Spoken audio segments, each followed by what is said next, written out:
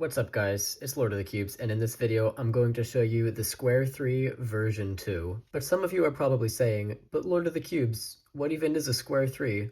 Well, let me explain. As you know, on a Square 1 there are 8 pieces on each layer, but you might not have noticed that the number of pieces on each layer of any Square N puzzle is directly determined by the number in its name. Basically, the pattern is 4n plus 4, as I've explained in a previous video. So in the Square 0, n is 0, so it only has 4 pieces. Square 1, 4 times 1 plus 4 is 8 pieces, and the Square 2, 4 times 2 plus 4 would be 12 pieces. And on the Square 3, there are 16 pieces on each layer. If you're even watching my channel, there's a good chance that you're familiar with the fact that there was already a Square 3 made, and it's not like this one. And you would be correct about that. The Square 3 that already exists is similar to a Square 2, but each of these edges are split in half, creating 15-degree wedges. And basically, my approach to making my Square 3 was to split the corners instead. Since a Square 2 is just a Square 1, but with the corners split in half, I figured a Square 3 would be like a Square 1, but with the edges split into thirds. And that's how I came up with this puzzle. So if we look on just one face of the puzzle, we'll see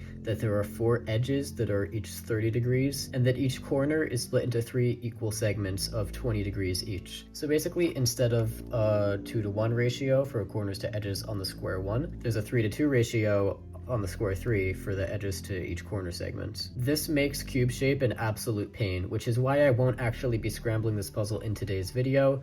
However, if you do want to see how the Square 3 is solved, you can see my video of me solving the Square 3 V1, and if you want to see a picture of what it looks like scrambled, I will put that on screen now. You'll also notice that I said V2. That's because this is actually my second time designing a Square 3. This was my first time. It was the first puzzle I ever designed, and it's not particularly great. It's a little loose, a little rattly, you can kind of hear it. It's not super bad, but it's pretty bad. And of course, the main problem I had with it is that it can't corner cut at all, and also that it's just unnecessarily large. I mean, look at this thing. Here it is next to a standard Square 1 for comparison. This version of the Square 3 is a much more reasonable size, only being slightly larger than some other puzzles. As you can see, it is not actually fully cubic. Like version 1, if you turn it halfway, it will be aligned like this, which means that it's actually a little bit taller than it is wide or long. Additionally, as you can see, I replaced the white with purple for better contrast between the two faces. I did this on version 1 as well. And also, I used Oracal stickers because I have those now and they look way better. But the biggest difference isn't actually visible from the outside of the puzzle, but rather in the mechanism that I used. This thing can corner cut. A lot, actually. That's because I finally learned how to design a normal Square 1 mechanism that's able to corner cut.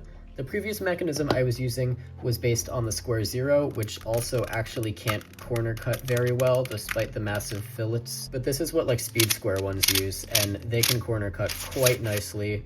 Additionally, I've finally mastered tolerances on this type of puzzle, so it doesn't rattle at all, it's not loose at all. It's pretty much perfect, actually, even the tensions. I'm super proud of this. I tested out this mechanism on my replica of the Square Hex by Cube Maniac. I also made my own variant of it, the Offset Hex, and this turned super well as well. Super happy with it. It can corner cut. This one, I didn't get the tolerances quite right. It was a little loose, but that was fixed when making this. I genuinely believe that this is the best turning puzzle that I've ever made. And just one more change I should note. This little thing at the top, as you can see, there's kind of 2 halves of the slice layer are peeking out from below, while that's not the case on this version. That's because I was having some issues with pieces sort of catching in the middle of the puzzle when I first tried this out without adding those cylinders going up and down. Cubes Made Easy actually implemented this fix on a prototype of this puzzle that I gave him, so shout out to Cubes Made Easy if you're watching this video. Thank you so much for letting me know that that would fix it, because I would not have figured it out myself probably. And now it's super stable, doesn't catch pretty much at all, and it turns amazingly well. I'm super happy with it. And again, if you want to see how this puzzle is solved, I do have a video on it. But do note that my method for cube shape is basically just F around and find out, because I don't know how to do it. I don't. Solving this is actually painful. This puzzle is like the chaotic evil of puzzles when it comes to solving. And now that I've found the superior Square 1 type mechanism, I'm also going to be implementing this on some other puzzles. For example, the Pentagon Equal I originally created with the same weird mechanism that can't really, corner cut at all. So I made a version 2 of that as well. Just pretend that it's stickered, but you know, as you can see, lots more corner cutting now. But Lord of the Cubes, why are you returning to making your old designs better? That is something that will be explained in a future video. What I should also note is that most of my videos for the next like month or two are probably going to be about my puzzles for the most part, like specifically ones that I design. Basically, throughout my first semester of college, I was constantly designing puzzles out of boredom mostly, and I only got around to printing like 6 or 7 of them while I was actually there.